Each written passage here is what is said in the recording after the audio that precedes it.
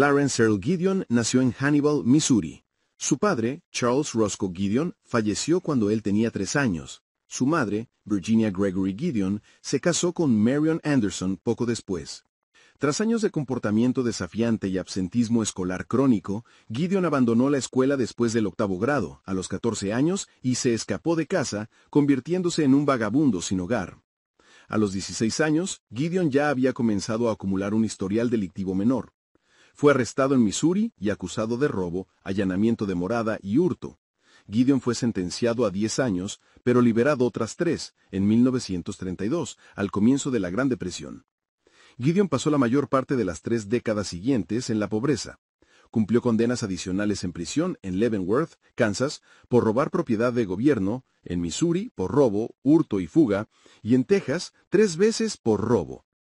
El 3 de junio de 1961, alguien supuestamente robó $50, equivalentes a $526 hoy día, de la rocola del Bay Harbor Pool Room en Panama City, junto con $5 en monedas y algunas botellas de cerveza y Coca-Cola. Henry Cook, un residente de 22 años que vivía cerca, declaró a la policía haber visto a Gideon salir del bar con una botella de vino y los bolsillos llenos de monedas para luego subirse a un taxi. Gideon fue arrestado posteriormente en una taberna. Sin recursos para costearse a un abogado, Gideon se vio obligado a defenderse a sí mismo en su juicio después de que el juez Robert McCrary Jr. le negara un letrado. En aquel entonces, la ley de Florida solo otorgaba asistencia letrada gratuita a los acusados indigentes en casos de pena de muerte.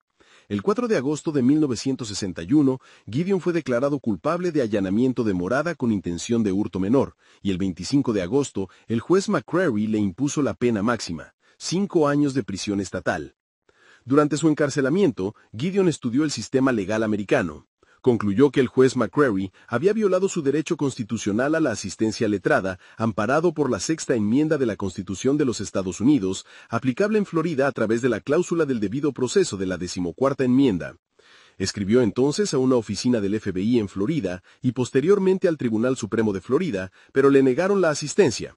En enero de 1962, envió por correo una petición de 5 páginas para la revisión de su caso ante el Tribunal Supremo de los Estados Unidos, solicitando a los 9 magistrados que lo consideraran. El Tribunal Supremo aceptó revisar su apelación. El caso, originalmente denominado Gideon contra Cochran, se argumentó el 15 de enero de 1963. Posteriormente, el nombre de Gideon contra Cochran se cambió a Gideon contra Wainwright, luego que Louis Lyon Wainwright reemplazara a H. G. Cochran como director del Departamento de Correcciones de Florida. A. Fortas, quien apodaría ser magistrado de la Corte Suprema, fue asignado para representar a Gideon. El fiscal general adjunto de Florida, Bruce Jacob, fue asignado para argumentar en contra de Gideon. Fortas argumentó que un ciudadano común sin formación jurídica no podía enfrentarse a un abogado capacitado y ganar, y que no se puede tener un juicio justo sin defensa. Jacob argumentó que el asunto en cuestión era estatal, no federal, que la práctica de designar un abogado solo en circunstancias especiales en casos no capitales fuera suficiente, y que miles de condenas tendrían que ser anuladas si se modificaba, y que Florida había seguido durante 21 años, de buena fe, el fallo de la Corte Suprema de 1942 en el caso Betts contra Brady.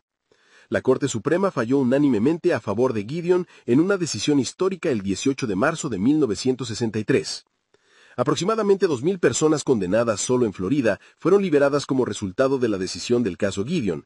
Sin embargo, el propio Gideon iba a ser sometido a un nuevo juicio. Tras la decisión, A. Fortas escribió a Gideon sugiriéndole que un abogado en Florida lo representara en su nuevo juicio ante un tribunal de Florida. Fortas le consiguió un abogado de Miami que trabajaba con la Unión de Libertades Civiles de Florida, y este abogado también reclutó a un segundo abogado de Miami con experiencia en derecho penal.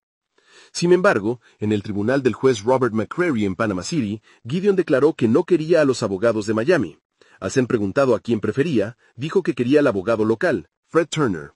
Turner aceptó y el juez programó el nuevo juicio para un mes después, el 5 de agosto de 1963, 5 meses después de la decisión de la Corte Suprema. El juez McCrary también le ofreció la libertad bajo fianza de $1,000, pero Gideon no pudo reunir el dinero.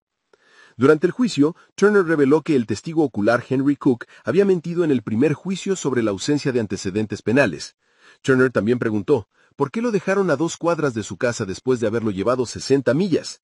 y en su alegato final, Turner sugirió que Cook probablemente había estado vigilando a un grupo de jóvenes que habían robado la cerveza y las monedas del salón de billar de Bay Harbor. De hecho, Turner había sido el abogado de Cook en casos anteriores. El detective de policía Duell Pitts consultó sus notas y declaró que se había robado lo siguiente del salón de billar de Bay Harbor: 4 quintos de vino, 12 botellas de Coca-Cola, 12 latas de cerveza, aproximadamente $5 de la máquina expendedora de cigarrillos y aproximadamente $60 de la rocola. Todo el dinero estaba en monedas. El detective Pitts declaró que Gideon tenía aproximadamente $25 en monedas al momento de su arresto. Turner también recibió una declaración del taxista que transportó a Gideon desde la cabina telefónica frente al supermercado Henderson's Grocery a un bar en Panama City. En dicha declaración, el taxista afirmó que Gideon no llevaba vino, cerveza ni Coca-Cola cuando lo recogió, a pesar de que Cook testificó haber visto a Gideon caminar de la sala de billar hasta la cabina telefónica y luego esperar un taxi. Sin embargo, el taxista sí declaró que Gideon pagó el viaje con 6 monedas de 25 centavos. La fiscalía alegó que Gideon le había dicho al taxista: «Si alguien pregunta a dónde me dejó, usted no lo sabe, no me ha visto». La defensa afirmó que Gideon había dicho lo mismo en otras ocasiones y que el taxista había declarado: «Entiendo que era su esposa, tenía problemas con ella». Esta segunda parte no se había presentado en el primer juicio. El jurado absolvió a Gideon tras una hora de deliberación. Anthony Lewis escribió: «La insistencia de Gideon en contar con un abogado local, Fred Turner, bien pudo haberle dado la victoria en el caso. Es dudoso que los abogados de la Unión de Libertades Civiles de Miami hubieran podido ser tan efectivos ante un jurado de Panama City». En 1963, el entonces fiscal general de los Estados Unidos, Robert F. Kennedy, hizo los siguientes comentarios sobre este caso: «Si un oscuro convicto floridiano llamado Clarence Earl Gideon no se hubiera sentado en prisión con lápiz y papel para escribir una carta a la Corte Suprema, y si la Corte Suprema no se hubiera tomado la molestia de examinar el fondo de esa rudimentaria petición entre todos los legajos de correo que recibe diariamente, la vasta maquinaria del derecho americano habría continuado funcionando sin interrupción. Pero Gideon escribió esa carta, la Corte examinó su caso, fue sometido a un nuevo juicio con la ayuda de un abogado defensor competente, fue declarado inocente y liberado de prisión tras 2 años de condena por un crimen que no cometió, y todo el curso de la historia jurídica cambió». Tras su absolución, Gideon retomó su vida anterior y posteriormente contrajo matrimonio por 5ª vez. Falleció de cáncer en Fort Lauderdale, en Florida, el 18 de enero de 1972, a los 61 años. Su familia lo enterró en una tumba sin lápida en Hannibal. La sección local de la Unión Americana de Libertades Civiles, ACLU, añadió posteriormente una lápida de granito.